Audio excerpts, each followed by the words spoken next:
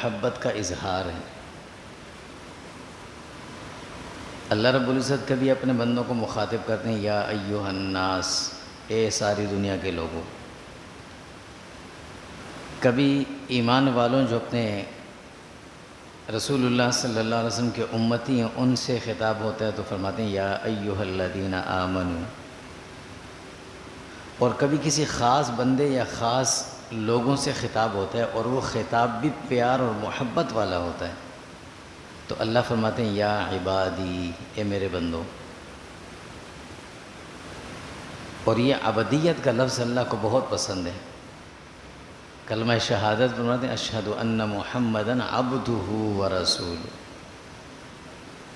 کہ محمد صلی اللہ علیہ وسلم اللہ کے سب سے زیادہ محبوب ہیں، تو پہلے فرمایا عبدہ ورسولہ، پہلے عبد ہیں پھر رسول۔ تو یہ عبدیت والا جو رشتہ ہے اللہ کا اور معبودیت کا، انسان اور اللہ کا جو آپس میں رشتہ ہے، عبدیت اور معبودیت کا، اس رشتے کو مضبوط رکھنا اور مضبوط کرنا اب یہ انسان کی ذمہ داری ہے۔ دنیا کا ہر انسان سمجھتا ہے کہ اپنے تعلقات کو کیسے نبھانا ہے، مجھے رشتوں کی پاسداری کیسے کرنی ہے، اپنے رشتوں کو جوڑنا کیسے ہے، انہیں مضبوط کیسے کرنا ہے، وہ ہر انسان سمجھتا اور جانتا ہے۔ اللہ رب العزت سے جو ہمارا ایک رشتہ اور تعلق ہے، یہ رشتہ بڑھتا ہے، مضبوط ہوتا ہے بندگی سے، عبادت سے۔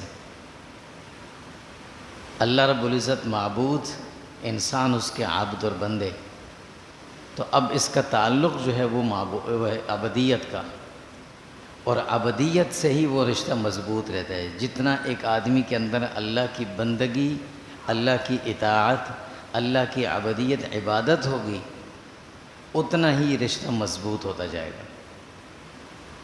تو بحیثیت مسلمان کے انسان کو تو پھر ہر وقت اللہ کی عبادت کرنی ہی چاہیے تاکہ یہ رشتہ مضبوط بھی رہے، جڑا بھی رہے۔ اگر عبادت بیچ سے نکل گئی تو اس رشتے کا انقطاع ہو جاتا ہے، یہ رشتہ ختم رہتا ہے، پھر عبدیت اور معبودیت کا تعلق نہیں رہتا باقی۔ تو اسے جوڑنا، مضبوط رکھنا اور مضبوط کرنا، اس کے لیے ضروری ہے کہ ہر وقت انسان اللہ کی عبادت کرے، ہر آن کرتا رہے۔ یہ مشکل بھی ہے اور آسان بھی ہے۔ مشکل اس طور سے کہ انسان اگر سنے کہ ہر وقت اللہ کی عبادت کرنی ہے تو بڑا مشکل لگتا ہے، اور آسان اتنا ہے کہ انسان کر بھی سکتا ہے۔ انسان کے ذمے جو اللہ نے عبادات لگائی ہیں، ان عبادات سے فارغ ہونے کے بعد جو اپنے کام کرتا ہے، ذاتی کام، وہ اللہ کی مرضی سے کرے، یہ بھی عبادت بنتی رہتی ہے۔ گویا انسان فجر کی نماز پڑھ کے اس کے بعد جب اپنے کام پہ نکلتا ہے، اس سوچ کے ساتھ نکلتا ہے کہ میں ایمانداری سے سارے کام کروں گا، خدمت خلق جو ہے وہ کروں گا، جو مجھے ذمہ داریاں سونپی گئیں وہ میں کروں گا، تو اس کا یہ پورا دن عبادت میں گزرتا ہے۔ آنے والی وقت جو بھی نماز ہوگی اس کے لیے اپنا کام روکا، نماز پڑھی، واپس آگے پھر شروع ہو گئے۔ رات کو گھر لوٹے اس نیت اور سوچ کے ساتھ کہ گھر کی ذمہ داری بھی مجھ پر اللہ نے ڈالی ہے، اسے بھی پورا کرنا ہے، اس نیت سے جلدی گھر آ گئے۔ عشاء پڑھی اور اس کے بعد یہ نیت کر کے سو گئے کہ مجھے فجر بھی پڑھنی ہے، رات اس کی پوری عبادت میں لگ گئی۔ یہ ہے عبادت، اس سے یہ تعلق اور رشتہ مضبوط رہتا ہے۔ لیکن کبھی کبھی ایسا ہوتا ہے کہ کام زیادہ ہوتے ہیں، وقت کم ہو جاتا ہے، پھر انسان پریشان ہوتا ہے۔ وقت تھوڑا ہے، کام زیادہ کرنا ہے، پھر کیسے کیا جائے؟ عبادات میں ایسا کہیں نہیں ہے۔ ایسی کوئی عبادت اللہ نے نہیں رکھی انسان پر جس کا وقت کم ہو اور انسان اسے کر نہ سکے، وقت کی کمی کی وجہ سے۔ ایسی کوئی عبادت نہیں شریعت میں، نہ اللہ نے رکھی۔ ہاں یہ ہو سکتا ہے کہ اللہ رب العزت کم وقت کے اندر عبادات کو بڑھا دیتے ہیں، تھوڑے وقت میں عبادت بڑھ جاتی ہے۔ یہ بچے کبھی کبھی موبائل میں گیم کھیلتے ہیں نا، اب وہ گیم کھیلتے کھیلتے بیچ میں ایک پوائنٹ ایسا آتا ہے جس سے اسکور بڑھتا ہے، کھیلتے ہیں بھی 1 پوائنٹ ملا، 2 ملے، 3 ملے، ایک دم سے کوئی ایسا پوائنٹ آیا اس پہ کلک کیا تو 100 جو ہے نا وہ اسکور ان کا بڑھ گیا، 100 پوائنٹ بڑھ گئے ان کے۔ اسی طرح اللہ رب العزت انسان کو عبادات کے میدان میں ایسا وقت دیتے ہیں جس میں اپنا یہ اسکور بڑھا لیں۔ وقت تھوڑا سا ہے، کام بھی چھوٹا سا ہے، لیکن اس سے اسکور بہت زیادہ بڑھ جاتا ہے، تعداد بڑھ جاتی ہے، پوائنٹ اس کے بڑھ جاتے ہیں۔ رمضان کا مہینہ آتا ہے، وہی جو روزانہ کے معمولات ہیں، انسان 5 نمازیں پڑھتا ہے، کچھ 6 نہیں پڑھتا، لیکن اللہ رب العزت ان کو بڑھا دیتے ہیں۔ نفل فرض کے برابر، فرض 70 کے برابر ہو گئے۔ 15ویں شعبان کی جو شعبان کی شب آتی ہے وہ آتی ہے، عبادات بڑھ جاتی ہیں۔ اسی طرح ذی الحجہ کے یہ ایام آ جاتے ہیں، عبادات بڑھ جاتی ہیں۔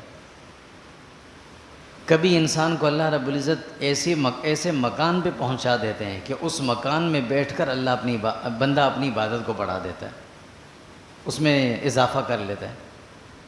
اللہ نے حرمین کی زیارت کا موقع نصیب فرما دیا، وہاں پہنچ کے اب نمازیں وہی 5 پڑھ رہے ہیں، نماز کا ثواب لاکھوں میں آ رہا ہے۔ 5 نمازیں پڑھ کے فارغ ہوئے، 5 لاکھ نمازوں کا ثواب لے کے جا رہے ہیں۔ یہ بالکل ایسے جیسے بچے کھیلتے کھیلتے اپنا اسکور بڑھاتے ہیں نا، ایسے ہی ہے۔ تو اللہ رب العزت نے انسان کو جس طرح رمضان کا مہینہ دیا، یا اس طرح شعبان دیے، محرم کے ایام دے دیے، اسی طرح یہ ذی الحجہ کے ایام بھی دیے۔ ذی الحجہ کو ذی الحجہ کیوں کہتے ہیں؟ یہ کون سا مہینہ ہے؟ اسلامی سال کا یہ آخری مہینہ ہوتا ہے، اس کے بعد پھر محرم شروع ہوتے ہیں، نیا سال شروع ہوتا ہے، اور اس کو ذی الحجہ کہتے ہیں، حج والا مہینہ، اس میں حج ہوتا ہے، اس کو حج والا مہینہ کہا جاتا ہے۔ حضرت جابر رضی اللہ تعالیٰ عنہ فرماتے ہیں کہ اللہ کے نبی صلی اللہ علیہ وسلم فرماتے ہیں افضل الایام، سب سے افضل ایام، عبادت کے لیے سب سے افضل سال بھر میں یہ ہیں ذی الحجہ کے ابتدائی 10 دن۔ اب ذہن میں ایک سوال ضرور آتا ہے کہ ابھی تک تو ہم یہ سنتے چلے آ رہے تھے کہ رمضان کا مہینہ سب سے افضل ہے، اس میں عبادت کریں سب سے زیادہ ثواب ملتا ہے۔ یہاں تو اللہ کے نبی فرماتے ہیں افضل الایام، افضل سب سے زیادہ افضل یہ دن ہے، یہ 10 دن ہیں۔ دونوں میں کوئی وہ تضاد نہیں ہے، دونوں باتیں بالکل اپنی جگہ ٹھیک ہے، صحیح ہیں۔ اللہ کے نبی فرماتے ہیں افضل الایام، دنوں کے اعتبار سے، دن کی عبادت کے لحاظ سے عشرہ ذی الحجہ سب سے افضل ہے، اور رات کی عبادت کے لحاظ سے رمضان کا آخری عشرہ سب سے افضل ہے۔ جو رات کی عبادات ہوتی ہیں وہ رمضان کے آخری عشرے میں سب سے زیادہ افضل، اس لیے کہ اس میں لیلۃ القدر آتی ہے، اس میں لیلۃ القدر اس رات میں آتی ہے، ان راتوں میں آتی ہے، تو راتیں وہ سب سے زیادہ افضل ہیں، اور دن یہ سب سے زیادہ افضل ہیں، اس لیے کہ اس میں حج بھی آتا ہے دن کو، یوم عرفہ بھی آتا ہے دن کو، یوم النحر بھی آتا ہے دن کو، کہ یوم عرفہ دن کو ہوتا ہے زوال سے لے کر غروب تک 9 ذی الحجہ، یوم النحر قربانی کا دن، جس دن قربانی ہوتی ہے، اور یہ دونوں عمل اللہ رب العزت کو بہت پسندیدہ ہیں۔ یوم عرفہ کے دن اللہ رب العزت آسمان دنیا پر تشریف فرما ہوتے ہیں، فرشتوں سے کہتے ہیں یہ عرفات کے میدان میں لوگ کس لیے جمع ہوئے ہیں تمہیں پتہ ہے؟ اللہ یہ آپ سے توبہ طائب ہونے، استغفار کرنے، معافی مانگنے آئے، آپ کو راضی کرنا ہے۔ فرمایا میں ان سب سے راضی، ان سب نے جو مانگا وہ بھی ان کو دوں گا، اور یہ جن جن کا نام لے کر دعا کریں گے ان سب کو بھی مغفرت کروں گا، سب کو معاف کر دوں گا۔ یہ بھی اسی لیے علماء نے لکھا ہے کہ جو شخص میدان عرفات میں پہنچ گیا، اللہ نے اسے پہنچا دیا، اور وقوف عرفہ کی سعادت اسے مل گئی، اب اگر وہ دل میں شک بھی لے کر آتا ہے کہ پتہ نہیں اللہ نے مجھے معاف کیا کہ نہیں کیا، یا میں معاف ہوں گا یا نہیں ہوں گا، یہ شخص گناہگار ہے اس شک کی وجہ سے۔ شک کیوں لے کر آ رہا ہے؟ جو اللہ اس مقام تک لے کر جا رہے تھے وہ اللہ معاف نہیں کریں گے، ضرور راضی ہوں گے اللہ۔ اور پھر یوم النحر بھی انہی دنوں میں آتا ہے، دن میں قربانی ہوتی ہے، اللہ کے نبی صلی اللہ علیہ وسلم فرماتے ہیں کہ قربانی والے دن، یوم النحر والے دن، اللہ رب العزت کو بندے کے اعمال میں سب سے زیادہ پسندیدہ عمل قربانی کے جانور کو ذبح کرنا ہے۔ سب سے پسندیدہ، اس سے پسندیدہ کوئی عمل نہیں، سب سے پسندیدہ۔ اب چاہے وہ ایک آدمی نے 20,000 کا جانور خریدا اپنی استطاعت کے مطابق، تو وہ یہ نہ سوچے کہ میرا تو جانور چھوٹا تھا، کم قیمت کا تھا۔ اللہ فرماتے ہیں سب سے زیادہ پسندیدہ عمل تو مجھے یہی ہے جو احراق الدم، خون کا بہانا جانور کا، یہ اللہ کو پسند، اور یہ دن میں آتا ہے۔ تو پتہ چلا کہ اللہ کے نبی نے جو فرمایا افضل الایام، یہ اس لیے فرمایا کہ ذی الحجہ کے جو یہ 10 دن ہیں، یہ دن سب سے زیادہ افضل ہیں۔ سال کے 365 دنوں میں یہ دن سب سے زیادہ افضل ہے، اور رمضان المبارک کا جو آخری عشر ہے اس کی رات سب سے افضل ہے۔ راتیں وہاں کی افضل، دن یہاں کے افضل۔ جس طرح وہاں رات میں انسان عبادت کرے تو اللہ اس کا خیر من الف شہر فرماتے ہیں کہ 1000 مہینے سے بھی زیادہ عبادت ہوگی۔ اسی طرح یہاں دن کی عبادات، اللہ کے نبی صلی اللہ علیہ وسلم فرماتے ہیں، حضرت عبداللہ بن عباس رضی اللہ کی روایت ہے، فرماتے ہیں کہ اللہ کے نبی صلی اللہ علیہ وسلم نے فرمایا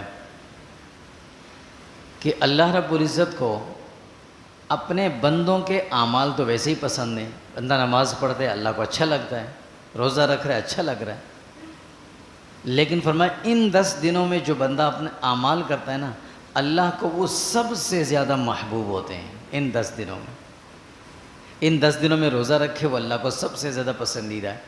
ان 10 دنوں میں فرض کے علاوہ نفل نمازیں پڑھتا رہے، دعائیں مانگتا رہے، ذکر تسبیحات تلاوت کرتا رہے، فرمایا یہ سب سے زیادہ پسندیدہ ہے اللہ رب العزت، اور اس کا اجر بھی اللہ رب العزت بڑھا دیتے ہیں۔ پھر اجر بھی بڑھ رہا ہے اور پسندیدہ بھی ہے۔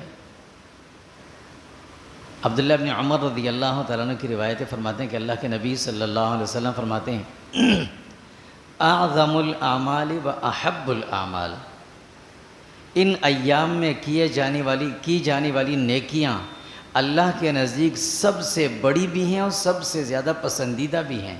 ان ایام میں یعنی دن میں، رات کی بات نہیں ہو رہی، دنوں کی بات ہو رہی، ان 10 دنوں میں۔ اعظم و احب، اللہ کے ہاں یہ نیکی بہت بڑی بھی ہے اور بہت زیادہ پسندیدہ بھی ہے اور محبوب نیکیاں بھی ہیں جو ان دنوں میں کی جاتی ہیں۔ اب جب اللہ کے نبی نے ایسی بات کہہ دی تو ظاہر ہے صحابہ تو پھر اس جستجو میں لگیں کہ اللہ کے نبی کیا معمولات کرتے ہیں ان دنوں میں، کیا بتاتے ہیں، وہ ہم نے بھی کرنا ہے۔ چنانچہ اللہ کے نبی صلی اللہ علیہ وسلم نے کچھ چیزیں بتائیں، فرمایا ان دنوں میں ایک تو کثرت کے ساتھ تحلیل لا الہ الا اللہ یہ پڑھا کرو۔ نمبر 2 فرمایا تکبیر اللہ اکبر یہ پڑھا کرو۔ تحمید الحمدللہ، اس سارے کلمے کو ملائیں، سبحان اللہ والحمد للہ ولا الہ الا اللہ واللہ اکبر۔ فرمایا یہ حضور صلی اللہ علیہ وسلم کثرت سے پڑھا کرتے تھے ان دنوں میں، تو ہمیں بھی اسی کا معمول اپنانا چاہیے۔ نیکی وہ جو اللہ کو پسند آئے، ہم اپنی طرف سے وزن بڑھانے کے چکر میں نہ لگیں۔ اللہ کو جو نیکی پسند ہے، اور اللہ کو کون سی نیکی پسند ہے؟ جو اللہ کے نبی نے کی ہے، اور جو اللہ کے نبی نے کی اس طرح کی نیکی ہم کریں تو اللہ کو پسند ہے۔ اللہ کے نبی صلی اللہ علیہ وسلم ان ایام میں کثرت سے کیا پڑھتے تھے؟ سبحان اللہ والحمد للہ ولا الہ الا اللہ واللہ اکبر۔ ہم بھی یہ پڑھیں گے، ہم بھی اسی کو پڑھتے ہیں، اور یہ اتنی بڑی نیکی ہے، اتنی بڑی نیکی عام دنوں میں جب پڑھی جائے۔ اللہ کے نبی صلی اللہ علیہ وسلم فرماتے ہیں قیامت کے دن جب انسانوں کی نیکیوں کا وزن ہونے لگے گا نا، قیامت کے دن گنتی نہیں ہوگی نیکیوں کی، وزن ہوں گے۔ جس کی نیکیوں کا وزن زیادہ بھاری ہوگا، بھاری نیکیاں ہوں گی، وہ کامیاب ہوگا۔ فمن ثقلت موازینہ فاولئک هم المفلحون۔ تو اللہ کے نبی صلی اللہ علیہ وسلم فرماتے ہیں کہ نیکیوں کے پلڑے میں جو سب سے زیادہ وزنی نیکی نکلے گی وہ ایک کلمہ نکلے گا، سبحان اللہ وبحمدہ سبحان اللہ العظیم، یہ کلمہ ہوگا۔ جو شخص یہ کلمہ کثرت سے پڑھتا ہوگا، یہ کلمہ وزنی بن کر اس کی نیکیوں کے پلڑے میں جا کر رکھا جائے گا اور وہ بھاری ہو جائے گا، اس کے مراد پوری ہوگی۔ فمن ثقلت موازینہ فاولئک هم المفلحون۔ تو اللہ کے نبی ان دنوں میں یہ کلمہ کثرت سے پڑھتے تھے، ہم بھی اس کا معمول بنائیں گے، سبحان اللہ والحمد للہ ولا الہ الا اللہ واللہ اکبر۔ ایک تو یہ معمول ہے ان دنوں کا۔ نمبر 2، اللہ کے نبی صلی اللہ علیہ وسلم ان ایام کے اندر صدقہ زیادہ کرتے تھے، ہم بھی اس کا معمول بنائیں گے، اپنی توفیق اور اپنی استطاعت کے مطابق کریں گے، جتنا ہو سکے کریں گے، چونکہ اللہ کے نبی نے یہ عمل کیا ہم بھی کریں گے، اور اللہ کے نبی نے جو عمل کیا وہ اللہ کو پسندیدہ ہے اور اللہ کی مرضی سے ہوا ہے، تو ہم بھی ویسا ہی کریں گے۔ یہ دوسرا عمل تھا۔ اور تیسرا عمل، اللہ کے نبی صلی اللہ علیہ وسلم ان ایام میں روزے رکھا کرتے تھے، ہم بھی کوشش کریں گے روزہ رکھیں گے۔ یہ 3 اعمال اللہ کے نبی صلی اللہ علیہ وسلم ان ایام میں کرتے تھے۔ اور اللہ کے نبی صلی اللہ علیہ وسلم کی ایک اور روایت ہے، فرماتے ہیں، غالباً حضرت ابو ہریرہ رضی اللہ کی روایت ہے، فرماتے ہیں کہ ان 9 دنوں میں، 10واں دن تو روزہ نہیں رکھ سکتے ہم، ان 9 دنوں میں جو روزہ رکھا جاتا ہے اس ایک روزے کا ثواب 1 سال کے روزوں کے برابر کا ہے۔ ایک روزے کا ثواب 1 سال کے روزوں کے برابر کا ہے، چونکہ اللہ کے نبی نے ان کو افضل الایام کہا ہے نا، سب سے افضل ایام ہے، تو دن میں جتنی عبادات ہو سکتی ہیں وہ ان دنوں میں سب سے زیادہ افضل ہیں۔ گویا رمضان میں جو دن میں عبادات ہوتی ہیں ان سے بھی زیادہ یہ ایام افضل ہیں۔ ہاں، رات میں جو عبادات ہوتی ہیں وہ رمضان کی افضل ہیں، دن میں جو ہوتی ہیں وہ اس میں افضل ہیں۔ تو ایک روزے کا ثواب 1 سال کے روزوں کے برابر ہو گیا۔ اور اللہ کے نبی صلی اللہ علیہ وسلم ان ایام میں روزے باقاعدہ ترتیب کے ساتھ اور پابندی کے ساتھ رکھتے تھے، ہم بھی کوشش کریں گے کہ یہ 3 اعمال ہیں، یہ 3 اعمال ان دنوں میں ہم کریں گے انشاءاللہ، جتنا ہو سکے، ضروری نہیں کہ 9 نہیں رکھ سکے، 2 3 4 روزے رکھ لیے۔ کہ جو یوم عرفہ کا روزہ ہے وہ تو لازمی، اللہ کے نبی نے اس کے لیے خاص طور پہ فرمایا ہے۔ حضرت ابو قتادہ رضی اللہ تعالیٰ عنہ کی روایت ہے، فرماتے ہیں کہ اللہ کے نبی صلی اللہ علیہ وسلم نے فرمایا کہ یوم عرفہ کا جو روزہ ہے، اس روزے کی برکت سے اللہ رب العزت 1 سال کے گزشتہ ہوئے گناہ اور 1 سال آنے والے کے جو گناہ ہوں گے ایڈوانس میں اللہ ان سب کو معاف کر دیں گے۔ 2 سال کے گناہ اللہ معاف کرتے ہیں یوم عرفہ کے روزے سے، لیکن یہ ان لوگوں کے لیے جو حج میں نہیں ہے، جو حج میں ان کے لیے تو نہیں ہے، وہ نہیں کر سکتے۔ تو یوم عرفہ کہا جاتا ہے 9 ذی الحجہ کو۔ 9 ذی الحجہ ہمارے ہاں انشاءاللہ بدھ کو، آنے والے بدھ کو 9 ذی الحجہ ہوگی، تو انشاءاللہ ہم کوشش کریں گے، چھٹی بھی ہوگی اس دن، روزہ انشاءاللہ سارے ساتھی رکھیں گے اللہ نے چاہا۔ ایک چیز اور جو لوگ اکثر کہتے ہیں بھئی 10 کو، کہ بھئی روزہ ہے میرا، 10 کو روزہ ہے اور قربانی کے گوشت سے روزہ کھولوں گا، اس کو روزہ نہیں کہنا چاہیے، یہ غلط بات ہے۔ 10 تاریخ کو، 10 ذی الحجہ کو، اور اسی طرح جو باقی ایام تشریق ہیں 11 12، اللہ کے نبی صلی اللہ علیہ وسلم نے ان دنوں میں روزہ رکھنے سے منع کیا ہے، لہٰذا ہم ان کو روزہ نہیں کہیں گے، وہ روزہ نہیں ہوتا، وہ ایک الگ سنت ہے اللہ کے نبی صلی اللہ علیہ وسلم کی۔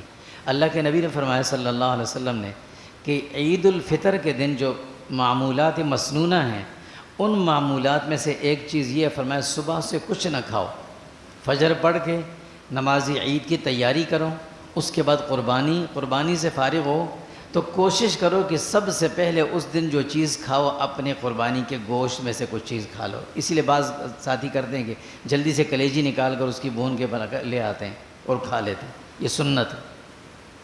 تو اس کو روزہ نہیں کہتے، اس کو روزہ نہیں کہنا چاہیے، ورنہ روزہ تو گناہ ہے اس دن رکھنا، کہنا بھی نہیں چاہیے۔ یہ ایک سنت ہے کہ اللہ کے نبی نے فرمایا کہ سب سے پہلے اس قربانی کے گوشت میں سے کچھ کھا لو، پھر جو چیز مرضی ہے کھانے کا۔ تو اللہ کے نبی صلی اللہ علیہ وسلم نے ان 10 دنوں میں کیا معمولات ہیں؟ ایک تو یہ کلمہ کثرت سے پڑھیں گے جو سب سے آسان ہے، اس کے لیے کسی اہتمام کی ضرورت نہیں، سبحان اللہ والحمد للہ ولا الہ الا اللہ واللہ اکبر، ایک تو یہ ہو گیا۔ نمبر 2، صدقہ اپنی استطاعت کے مطابق جتنا بھی ہو اس کا اہتمام کریں گے۔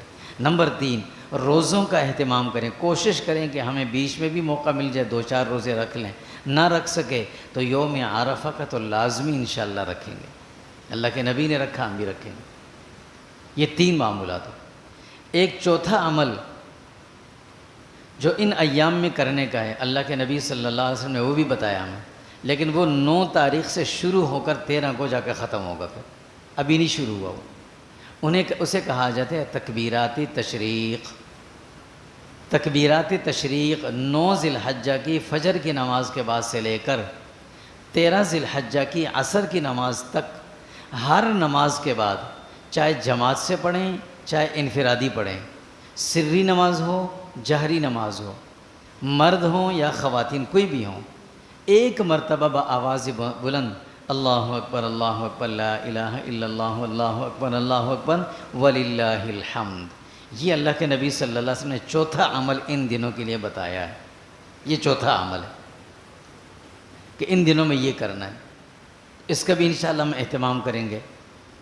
ایک 5ویں چیز اللہ کے نبی صلی اللہ علیہ وسلم نے ان دنوں کے لیے بتائی ہے، وہ 5ویں چیز کیا ہے؟ وہ لازمی نہیں ہے۔ حضرت ام سلمہ رضی اللہ تعالیٰ عنہ کی روایت ہے، اس میں وہ کیا چیز ہے؟ فرمایا جو شخص قربانی کر رہا، جس کی قربانی ہے، ہر آدمی نہیں، جس کی قربانی ہے، جو قربانی کرنے والا ہے، وہ اسے چاہیے کہ یکم ذی الحجہ سے، جب ذی الحجہ کا چاند نظر آ جائے، اس سے پہلے اپنی صفائی اپنے بالوں کی، اپنے ناخنوں کی کر لے۔